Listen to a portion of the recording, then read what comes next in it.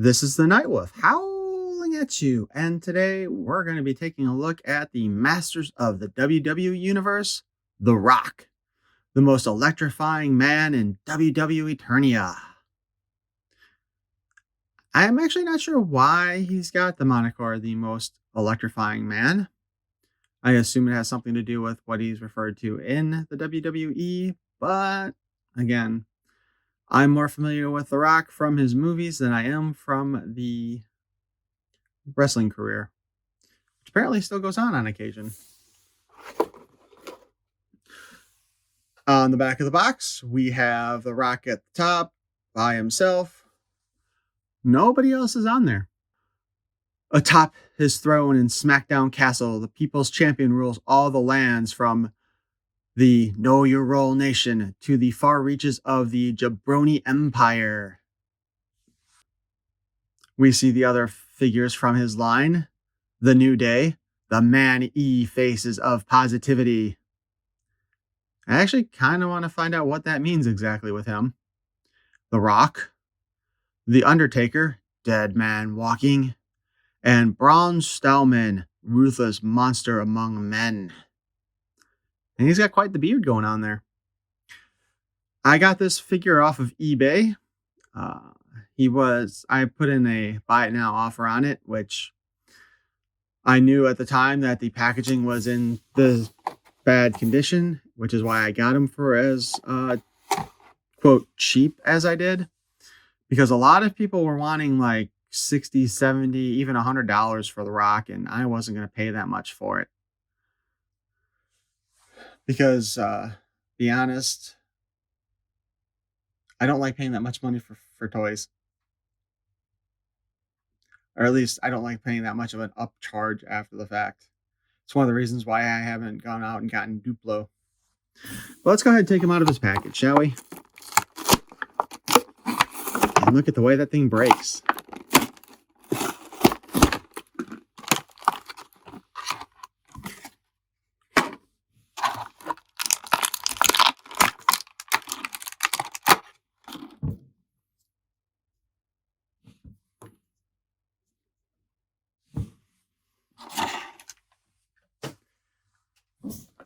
He has got quite the stern-faced stare going on there.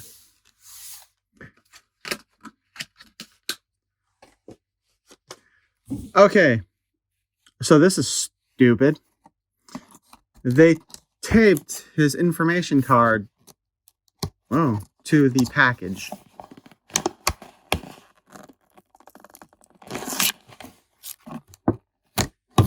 Oh, man. That is obnoxious as hell. Why would you do that? Did they do that on the entire wave? I guess I'll find out because I have all the figures. And then now I do. I'll have to be careful with that, though.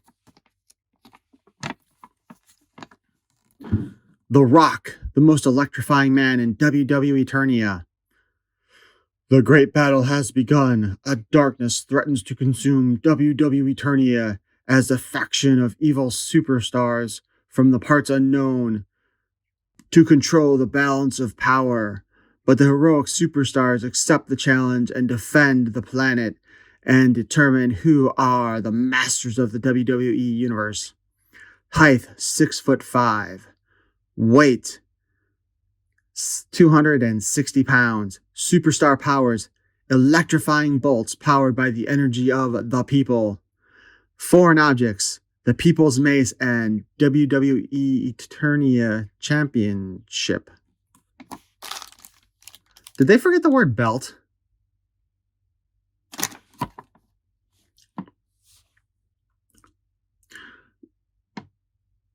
You know, as much as I've heard The Rock, I don't think I know how to do his voice. Not that any of my voices are all that good anyway. The battle is down to the final four, but they forget about The Rock. Finally, The Rock has come to Grayskull, and what do we have here? Yo, New Day, you three like pancakes. Why don't you pancake on out of here? And Braun, you really think the Great One is gonna get these hands.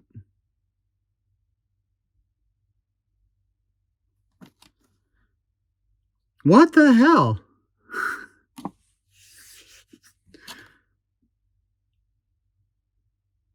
Let's try this again.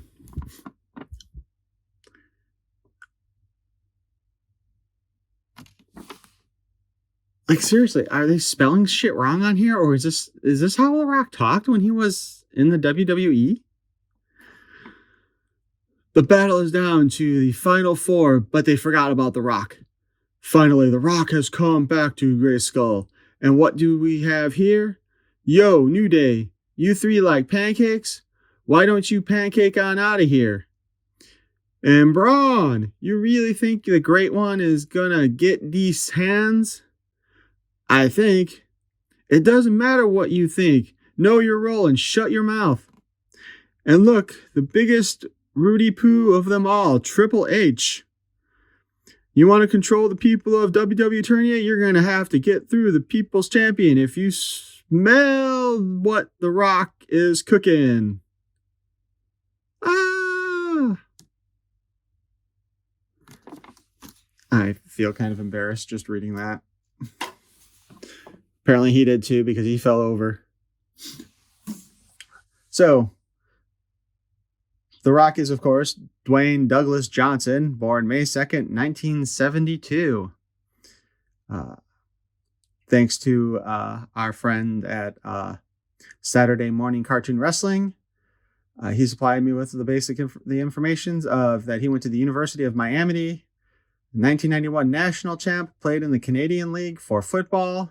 He made his TV debut for the WWE at Survivor Series November 17th, 1996, as the most hated babyface, quote, good guy, a short time after. Joined the Nation of Domination, had a great run as the international champ, had great many feuds with Triple H, Mankind, Undertaker, but none better than the ones with Steve Austin. I'm also told I should check out his match with Mankind, and I'm sorry to say I forgot to do that. My apologies. But it's also been warned that it's not something for kids to watch. So anyway, our stern-looking Rock here with quite the sideburns. Did they try to do that like smolder look? Like they joke about him in Jumanji? Is this what this is supposed to be? Is what I'm kind of wondering. Anyway, let's go ahead and take a look at his articulation. We've got the head on the standard ball joint where we can go up, down, spin around, look off to the side, kink your head backwards like you broke your neck. Go look sideways, longingly. Here we go. Kind of do that longingly looking up at sideways and up. Like he's in deep thought. The arms spin around. Move up and down. We've got the joint at the elbow, and the elbow's got a spin, which I think I always forget to mention. There's a bit of hindrance, though, however, on the elbow pads that he does come with. He also has a tattoo right here. And this figure is either before he got like the big old tattoo that we see him with all the time, or they just didn't want to actually make that figure or have to do that much detailing. We've got the spin at the wrist and the in and out articulation.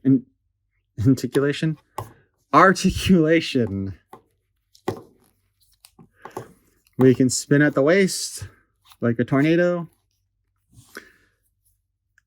What's kind of interesting here is, besides having the WWE basic briefs, they added paint to it to kind of make it look a little bit more like, now let's be honest, women's booty shorts than the standard bikini-esque looking shorts.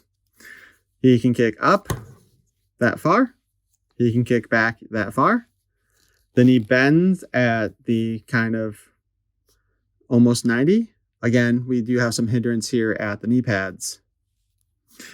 We have the boot articulation, or boot cut. And what's interesting here is that they added some color to the back of the boot. Like, I'm pretty sure this is the same style boot that they use with most of the other figures.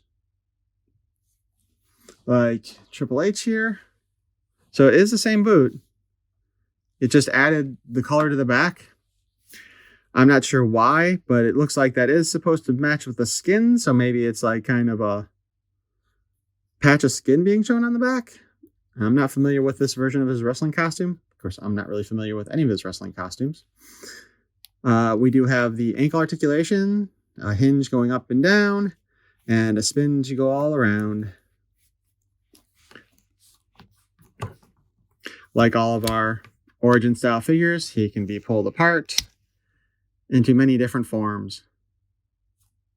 Well, that was a dumb way to put it. But let's not forget, he does come with equipment.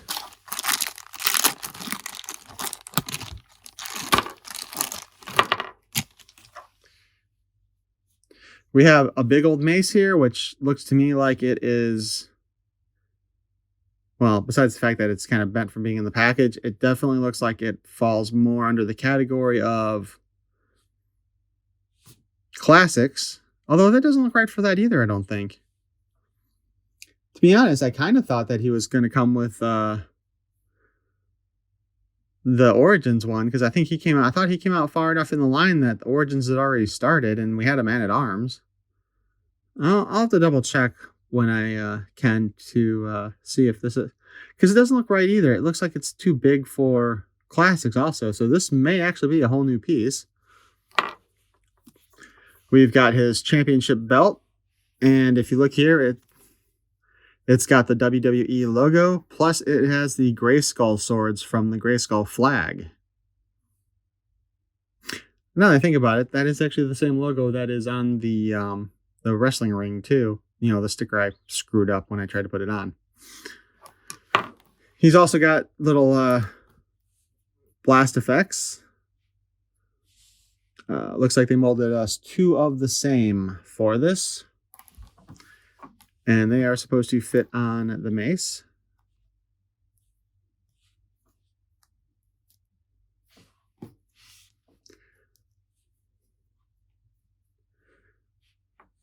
And they kind of do. You can spin it around on the mace. Let's go better on here. Well, let's see.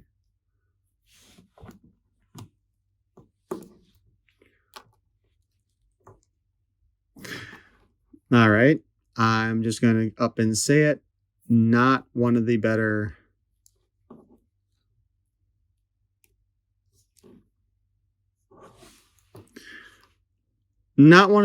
effects designs they have done for any of their toy lines. It's the same one twice, so in theory, I think you're supposed to put one on the top, this part of the guard here, and then with the way this one was made, it's supposed to fit on the slanted part up here, but it doesn't really fit on there very well. So as long as you don't do too much with it, you can always display them like that.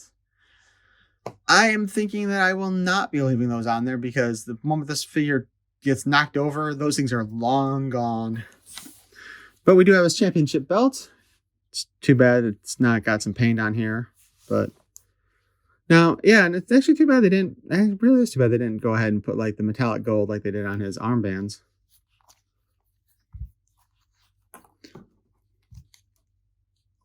Now, lots of little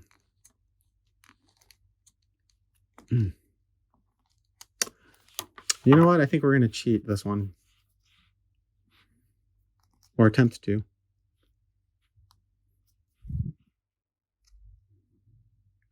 You'll note that the blast effect fell off already.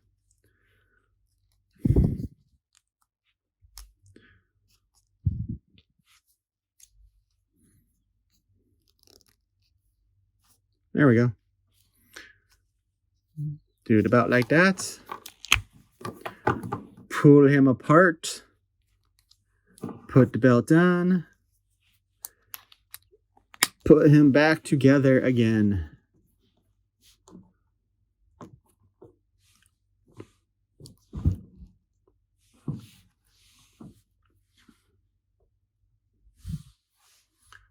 And The Rock is ready to take on any battle, which we will do shortly here in just a moment. And now we have The Rock, the man of the people, versus Triple H, the evil Skull King. One-on-one battle for the Grayskull Arena.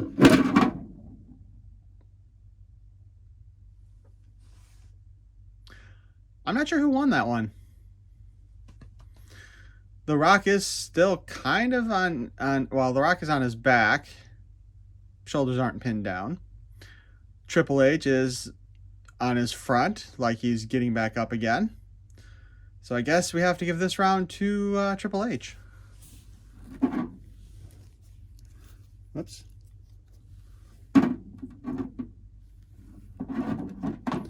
It's actually impressive that none of the parts fell off. As you may have remembered from my Roddy Piper video, we have the slow motion one where his head went flying. His head, by the way, not a helmet, his head.